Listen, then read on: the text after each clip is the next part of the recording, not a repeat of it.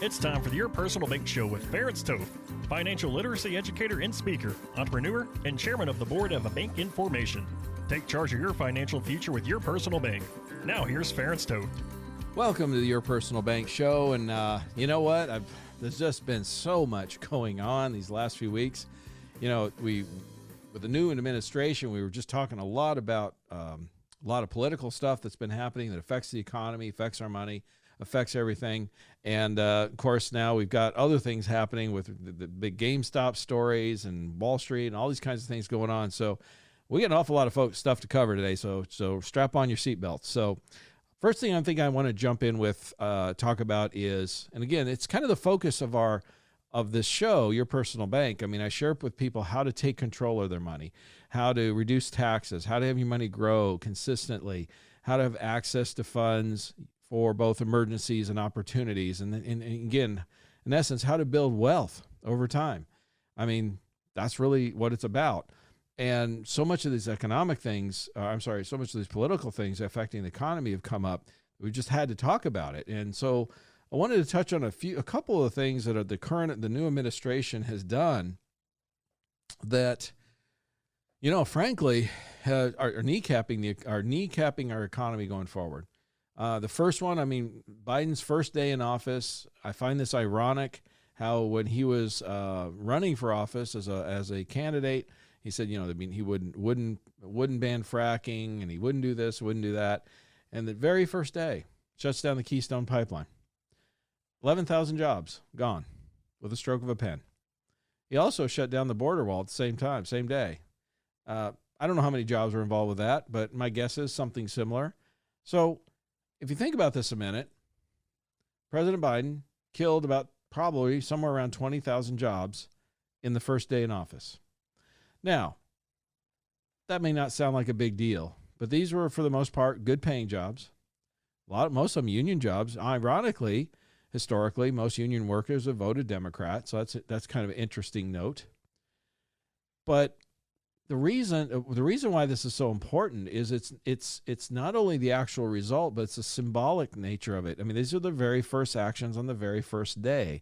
These are signals of what he intends to do going forward. And this is important to understand when you're thinking about the economy and investing and what's going to happen going forward, what you should do with your money, okay? And the other part of all that it isn't just the, 20,000 jobs, give or take, that were lost. But what of all the peripheral economic impact around those jobs? What about those communities that were supporting those businesses and jobs that people were doing? You know, the small businesses that are supporting all that, and the families are affected. So this affects a lot more than just, say, 20,000 people. And to put insult to injury, you know, parts of the country are still, shut down, at least at that time. And so we're just freshly coming out of a COVID environment where we had COVID shutdowns. So you've got a situation where you're in a tough economic climate, particularly with jobs, high unemployment, and then our president just kills a bunch of jobs and businesses that, you know, we're doing great. Here's the thing, and here's what's really frustrating from my opinion. The out of touch nature of our political leaders and these kind of things. I mean, if they shut down the pipeline, building the Keystone Pipeline, for example. And again, I'm not here to really argue the politics of it, whether you think it's a good idea or not. But what I want to ask is a really simple question. Do you think that stops the oil from coming into the United States? You shut down the construction of the pipeline. Does that stop the oil? The answer is no. They've been shipping it in by train cars. Guess what they're doing today, folks? They're still shipping it by train cars. So why were they building a pipeline? Because it was more efficient. By the way, if you're in favor of green technology and green and lowering carbon emissions and all that, just think about this a minute. Do you think it requires less fossil fuels to ship oil by train or by pipeline? Which one's more efficient? Which one's more green? Folks, it's the pipeline. They're doing it for economic reasons, but it also reduces fossil fuels and all that. It's a more efficient method of bringing the oil in. And by the way, the oil is coming from Canada. It's not even from our country. It's coming anyway. It just would have been more efficient. Now, the other piece of that is this. Being more efficient, what would that meant? It meant the cost of the oil would go down for everybody. So here we have a situation where our president signs an executive order. One person has the right. I thought this was the democracy. I guess we forgot that lesson. Isn't the Congress supposed to vote on those kinds of things and our representatives represent us? But that's a side point. Was able to sign with a pen and paper, shut down something that was economically beneficial for two countries. For all the individual citizens, our cost of oil would have been less. It would have been more efficient. And by the way, it would have been more green friendly. You see what I'm trying to say? It doesn't make any logical sense. There's political reasons behind it. I get it. Mostly, it seems to me, from my standpoint, it's just basically the current president sticking it to the former president. But that doesn't help the people. And that's where the frustration comes. And again, if you want to take this level of being out of touch, I mean, our new, what is he? He's called the, not the Green Czar, but whatever it is, Climate Czar, John Kerry. Basically, he was asked about this the other day, about these jobs that were lost. And his response was basically, find a better job. Maybe you should, instead of working on pipelines, you should build solar panels. Folks, do you realize how out of touch that is to reality? Here you have, let's say you have somebody in their 40s or 50s or whatever, let's say. They've been working in oil, pipeline, whatever, for their entire life. They're supporting a family. They have certifications, experience in that area. They're good at it. They're getting 6 digits a year, whatever, good paying thing. And then somebody just yanks the rug out from underneath them, and they're told to go build solar panels. Well, and they said, in fact, John Kerry even quoted, he said, the number one fastest growing job in the United States prior to COVID was solar power technician. I was curious, so I looked it up, what it would take, what kind of certification or degree or whatever it is you need to be a solar power technician. Folks, do you realize it takes anywhere from a few months to 4 years to get a certificate, depending on the level? And by the way, the types of jobs the folks who are working on the oil pipeline, to get a similar income would probably need the higher level certificates. So probably 2 to 4 years of schooling, training, whatever.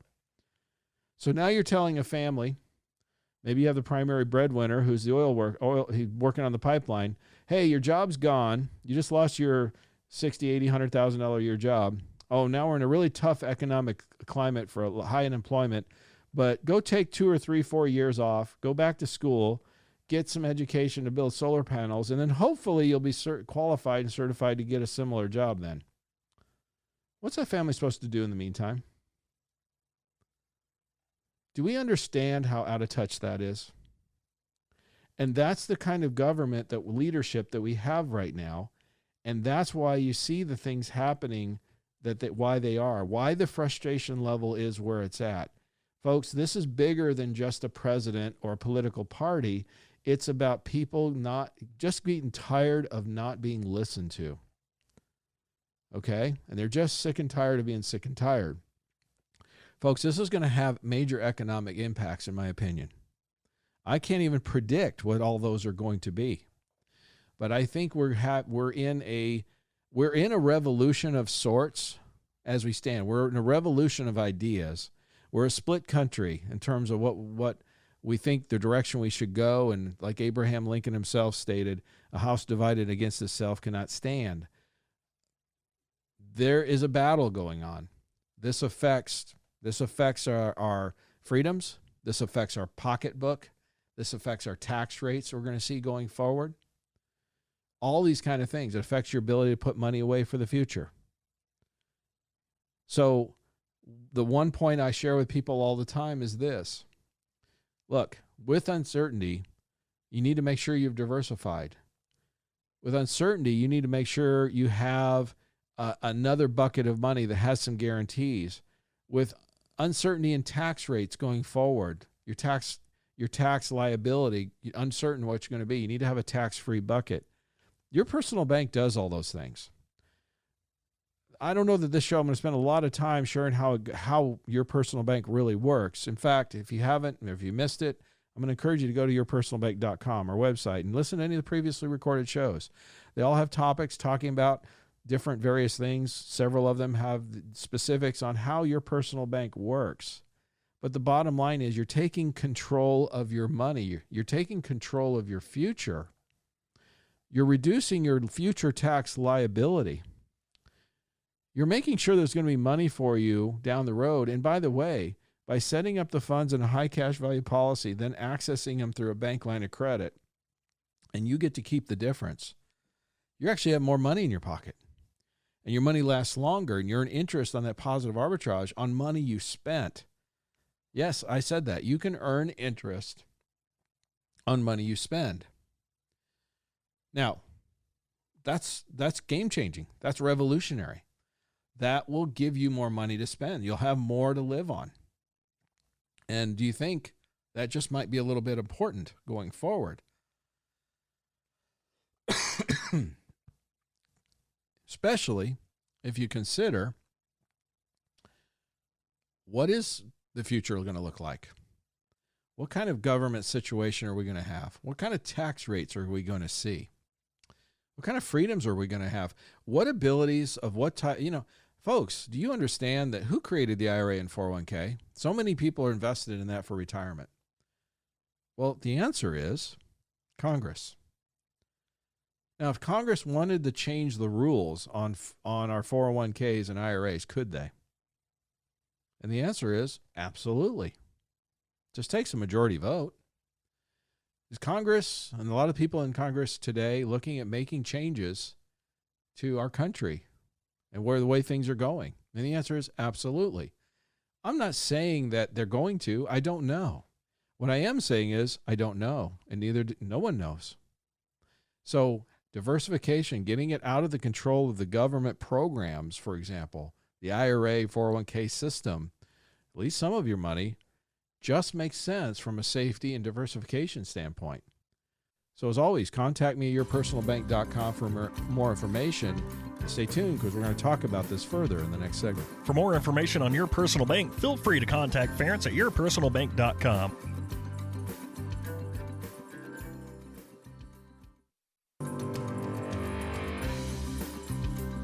Back to the Your Personal Bank Show with Ference Toth. Welcome back to Your Personal Bank Show. And well, what really I've been talking about today is some of the early economic impacts of our current administration. And, I guess what I would say is, I'd have to say from some of the executive orders, for example, that President Biden has already put out there is, well, it's kneecapping the economy. The problem we have here, of course, is it's coming out of a COVID, shutdown scenario. Things have been bad. Things have been tough. A lot of businesses have been lost. A lot of jobs have been lost. So we're still at quite high unemployment levels. And then when you have a president come in on this first day of office, that's I guess what's really striking to me is shutting down the Keystone Pipeline day one. I mean, there's 11,000 plus good jobs, boom, gone.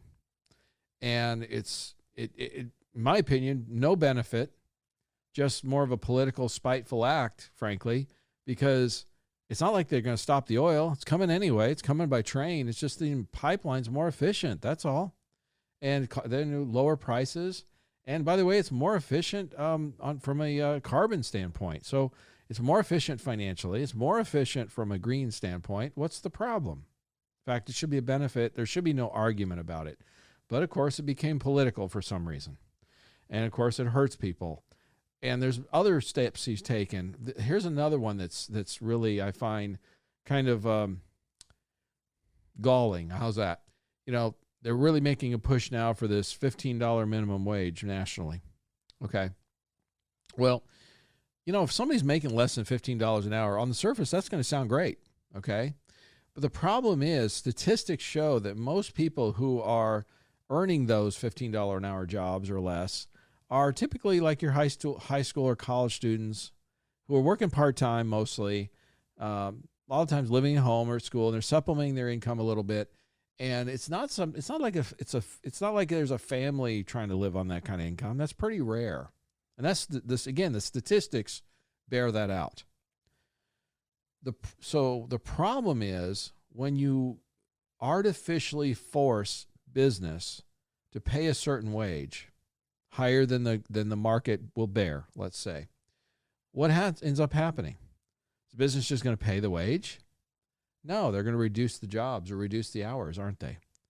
So what we're doing then is we're actually hurting our young people who are just trying to get started in the workforce and get those part-time jobs and up and going and supplement a little bit. And they're probably still living at home or in the dorm or whatever. You're hurting those people. And that's the ironic thing about all this. Government interference, artificially changing market forces, very rarely goes well. Very, very seldom that you see that situation where it ends up being a positive. I mean, the only thing I can say is it's just by doing more and more of these things like this, it's just going to basically ensure that we'll probably have a slower economic recovery than we would have without these things. And that's really sad because it wasn't that long ago, prior to COVID, we had a historically low unemployment rate. We had a very robust economy. Everything was going up. Things were going well. Business was going well. Taxes were low. Corporate taxes were low. And literally every measure you can look at with unemployment were historical all-time lows. In other words, everyone was benefiting. In fact, I even saw something on there where Geraldo Rivera, of all people, certainly not a huge conservative voice, he made such a great point, though. And he said, with the historic low unemployment we had, he goes, that is the best way to bring somebody up out of poverty that exists. Help them earn more, earn more, and of course, education. Those are the two best ways to bring somebody up the ladder. It's nice to have a rising tide. I guess what I'm saying is a rising tide raises all ships. Everyone benefits. Now, I understand some people benefited more than others. I get that. There's no perfect system, okay? But isn't it better, I guess just from a basic philosophical standpoint, that economically, if everybody pretty much across the board is doing better than they were before, isn't that better than dividing us and trying to support one group over another? That's divisive. And that only helps one group, not the other. And that's the difference I see with our economy and our government situation going on right now in terms of how things are going forward.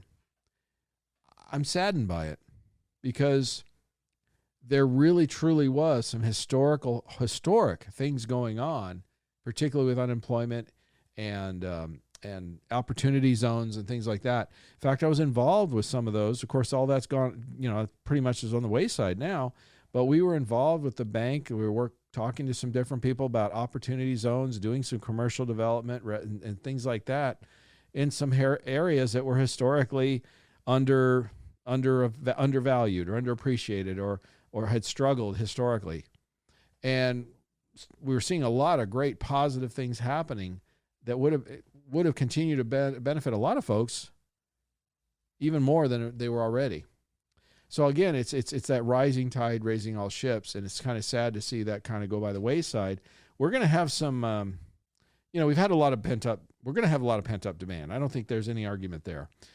Coming out of the COVID shutdowns, my gosh, from some parts of the country have been shut down for nearly a year. There's going to be pent-up demand and energy and all that stuff come out, and we start coming out of this, okay? That's a good thing. What I'm saddened by is it could have been so much better.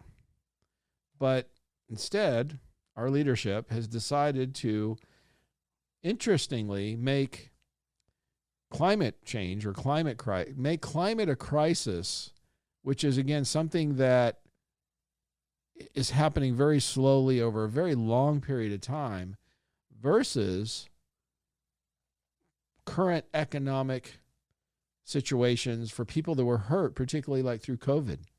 Why not help the people now? Help the businesses that suffered and had to be shut down for the most part for a better part of a year, or the people that lost their jobs through this process. Why not have an economic recovery that would benefit them? And I'm not talking about government programs here. I'm talking about just raising the tide so that everyone benefits. Remember, this is the land of opportunity, not the land of security.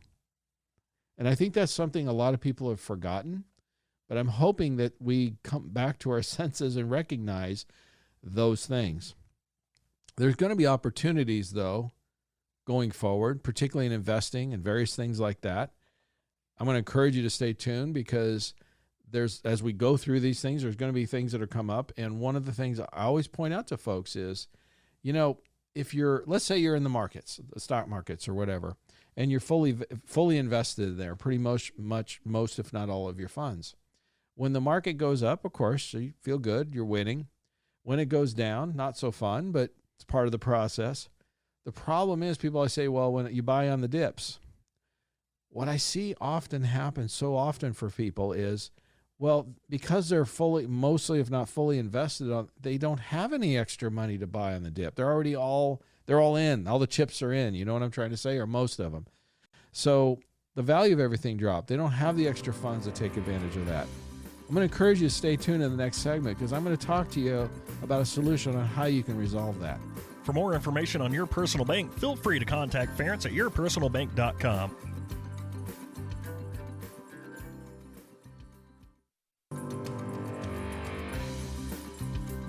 Back to the Your Personal Bank Show with Ference Toth. Welcome back to Your Personal Bank. And I'll tell you what, we're talking a lot about the challenges we face going forward and the opportunities I think we're going to see going forward. It's certain that our country and a lot of things that are going on, there's a lot of change happening. And it's happening fast and furious. It's sometimes a bit hard to keep up with even. But those changes also at the same time do create opportunities. Now, one of the common things we hear all the time is buy on the dips or things like that. You hear that advice given quite often. So let's say and I run into this quite often, unfortunately, much more often than I'd like. And folks are invested, let's say in the stock market, for example. But the thing is, they have most, if not, they're pretty much fully invested, if you know what I'm saying. Pretty much all the money's there. There's not much in reserve, you know what I'm saying. Now, the problem is when you're fully invested and then there is a dip, where do you get the extra money to buy on the dip? I mean, unless they just got some extra money laying around somewhere, everything will drop in value. It's not like you can pull it out and try to take advantage of that. And again, that advice, I think, again, it comes from Wall Street, comes from the establishment, and I talk a lot about how the leadership and establishment is so out of touch of the average American. I'm in Phoenix, Arizona. We're considered part of flyover territory, right? Well, but that's where the majority of the people in the country live. And the thing is, it's just like off the cuff. It's just like, buy on the dip. Just take some extra money and buy on the dip, take advantage of that. What if you don't have extra money? You're fully invested. And that's where I find most average investors, that's where they're at. So when those dips occur, they're not able to take advantage of it. They're not able to purchase more. Okay. Now, if they're doing ongoing, they're buying into it every month, they get the dollar cost averaging. Okay, they can get some advantage that way, certainly. But I don't see that too often, frankly, where they can really take advantage of those dips. That's why I always say, look, diversify, which is something that nearly everyone agrees with, makes sense. Modern portfolio theory itself talks about 60-40 split of stock and bond diversification. Well, bonds these days with the interest rate environment are really tough to get a decent rate of return. Why not put in a personal bank policy? Why not earn high 5s or 6% dividends? We have companies that have been paying 6% dividends every year for the last 25 years plus. Never missed a dividend since before the Civil War, literally. That's a powerful long-term dividend history. Why not have the money there doing its thing? And when the opportunity does present itself, when we have a dip or an adjustment or whatever, and you want to buy more, well, if you access it through the bank line of credit, which we recommend, then literally what's happening is you're earning more in dividends and you're getting charged an interest, aren't you? So now you take those dollars, reallocate them, and buy on a dip, right? Something you're interested in, something you believe will go up in the future. What's happening? Well, where did you access the funds? Did you take them from the policy or did you take them from the bank? Remember, the bank line of credit is the cash in the policy is the collateral for the bank line. You fund the policy, it's getting its high 5s or 6% dividends, and then you're accessing it through the bank line of credit. Where are you getting the money from? The insurance company or the bank? And the answer is the bank. Therefore, the funds are still in the policy, aren't they? They're still earning their dividends. You're still making those high 5s or 6s, right? You access it through the bank line of credit, and the lines are currently between 3 and 3.95, the interest rates. So I ask this question all the time. If you're making, let's say you're making 6% dividends and you're getting charged in the 3s, what's your money doing? Well, the answer is pretty simple. It's still growing. You're still picking up the difference, aren't you? You're picking up that 2 or 3% positive arbitrage. And what did you do with the money? Maybe you used it to buy on a dip. Now, hopefully that works out for you. But you also pick up an extra 2 or 3% positive arbitrage on top of it, don't you? You see what I'm saying? Why your personal bank can dramatically increase the amount of funds you have, increase the return on your investments, folks.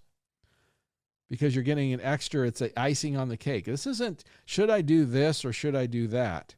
This is, you know what, you should do this and then use this tool to enhance what you're doing. And I don't care if it's real estate investing or stock market investing, cryptocurrencies, precious metals, or anything else for that matter. It doesn't really matter what your preference is in terms of investing. If you've got something that works, I always tell people keep doing it. You have something you understand and it works, do it. But the personal bank, again, accessing the funds through the bank line gives you that positive arbitrage. It can enhance your returns, make everything better. As always, contact us at yourpersonalbank.com for more information. I'd be happy to talk to you about it and show you how we can enhance your returns. For more information on Your Personal Bank, feel free to contact Ference at yourpersonalbank.com.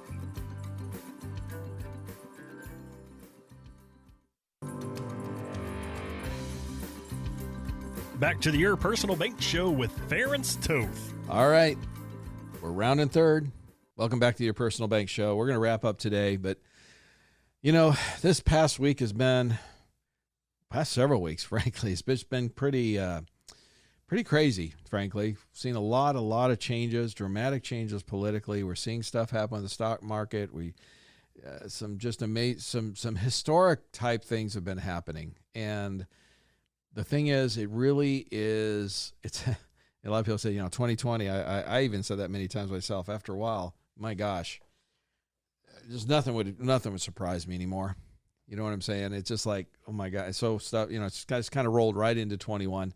And again, nothing really surprises me anymore. My opinion is anything just about under the sun that you can imagine, and probably some stuff you can never imagine, could easily happen going forward. And in that kind of environment where there's just a lot of uncertainty is really what it boils down to. Where are we headed as a country? Where are we headed as an economy? What's going to happen going forward? What's tax policy going to look like?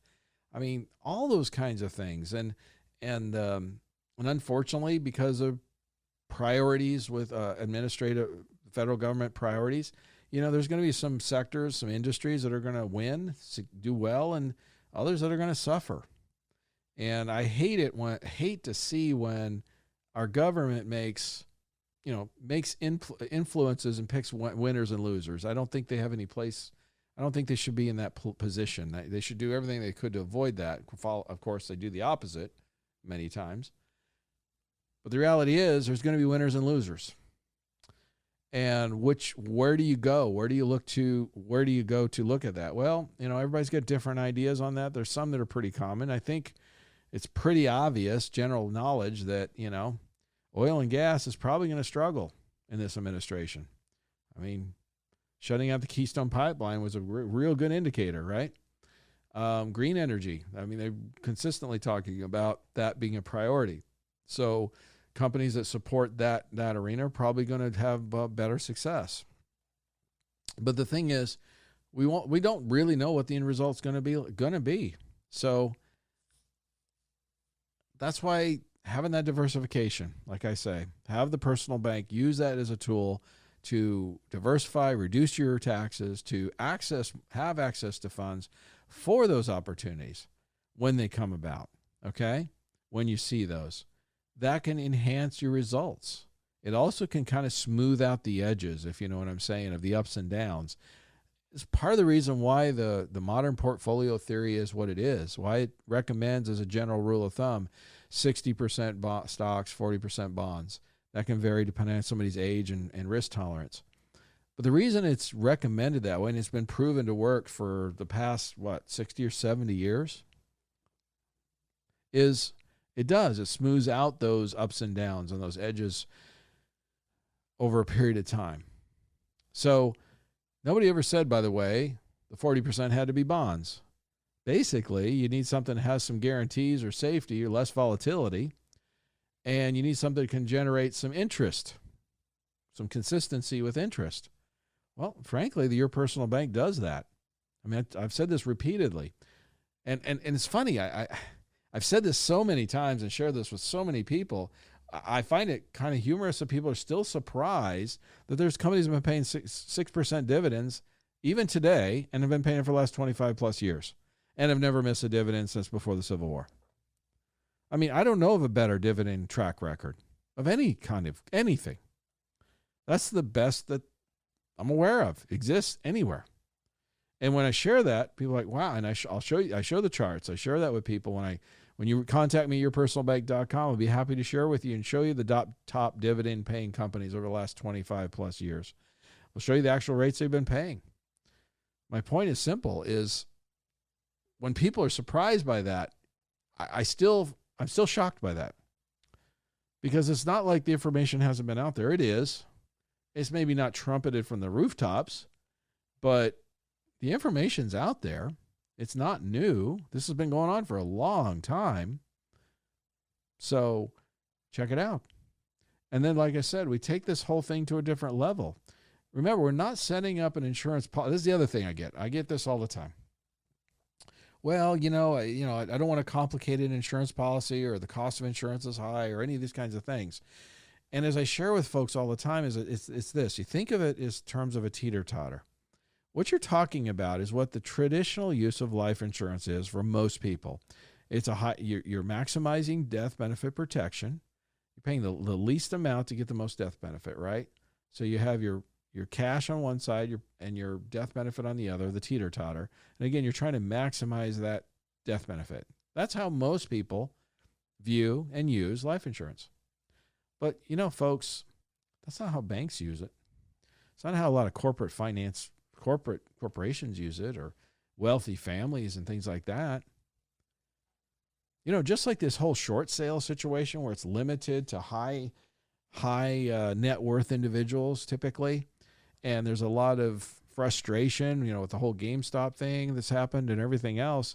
Well, there's a lot of frustration because it's the big guys have a different set of rules than the little guys, right? So David and Goliath thing. Well, here, there's no rule against doing it either way for anybody. It's just the big guys, the banks and institutions and wealthy, tend to use it one way, and the average individuals tend to use it the other. And the reality is it's the difference in education and knowledge in most cases is why. See, you can use an insurance policy as an asset. You can use it as a financial tool that grows cash. I stated this. We got companies that are paying the 6% dividend. You can maximize you can structure these to maximize cash and minimize death benefit. That's the whole goal. That's the purpose of the policy. And by the way, the tax rules just this December 31st of 2000 change just allowed the companies to adjust that teeter-totter even further, even more favorable towards the cash side. That's the first change like that since the 1980s. So it's a huge deal. The entire industry, the insurance industry, is excited about this because it can be used more as a cash tool than a death benefit tool.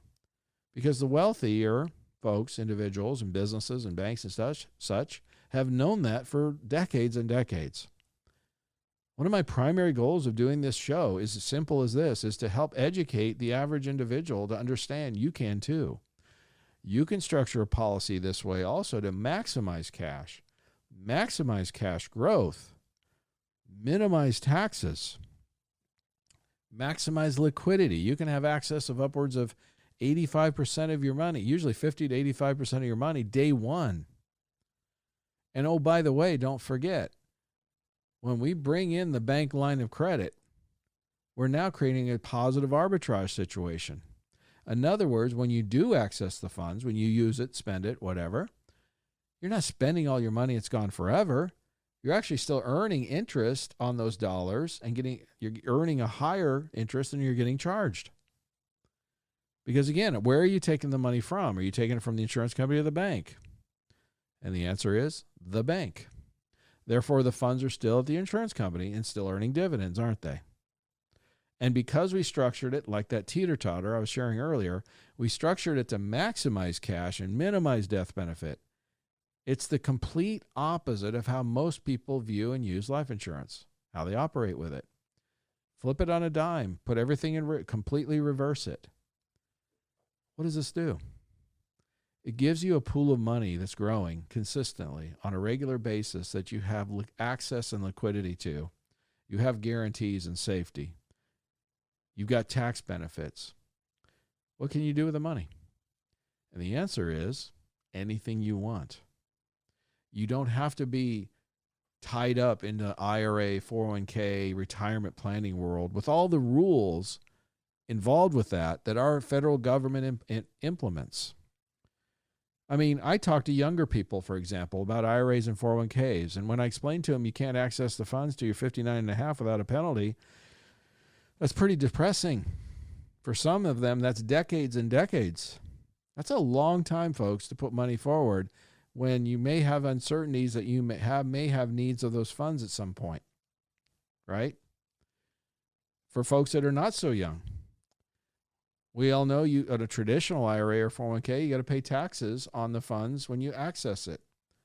Well, can you tell me what the tax rates are going to be on your IRA or 401k distributions 5 years from now, 10 years from now, or more? And the answer is no. It's impossible to know. What is the tax rate going to be? What's going to be charged? Does that create an uncertainty in terms of how much you're going to have? And the answer is, of course it does. Why not eliminate some of that uncertainty? You know, one of my favorite books is called The Power of Zero by David McKnight. And it talks about this. And the premise of the book is simple. You know, if your tax rate is 0 and they double taxes, 2 times 0 is still 0, isn't it?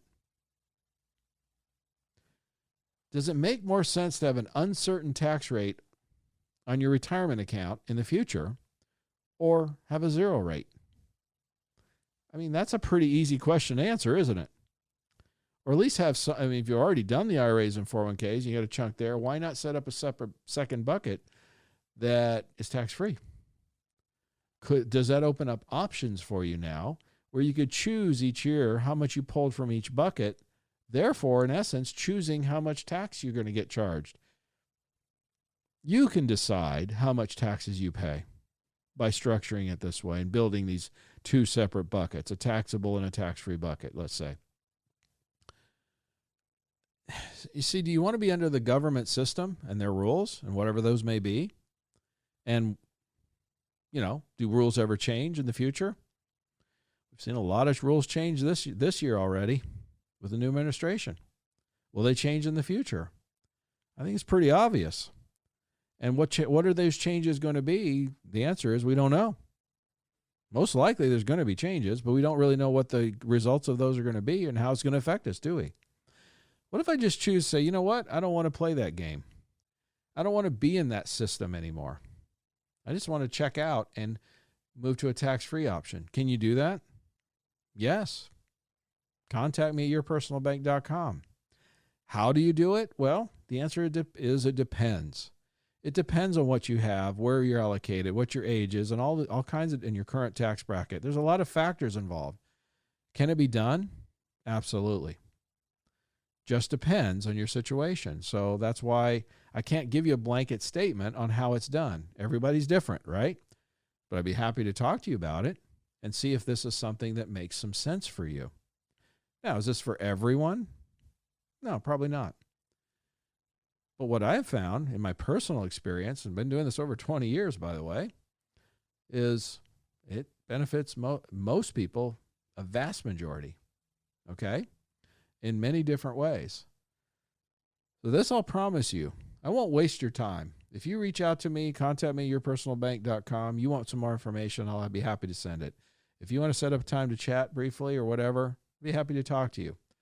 Will I try to talk you into something or sell something to you? No, I'm going to educate you, answer your questions, and let you decide.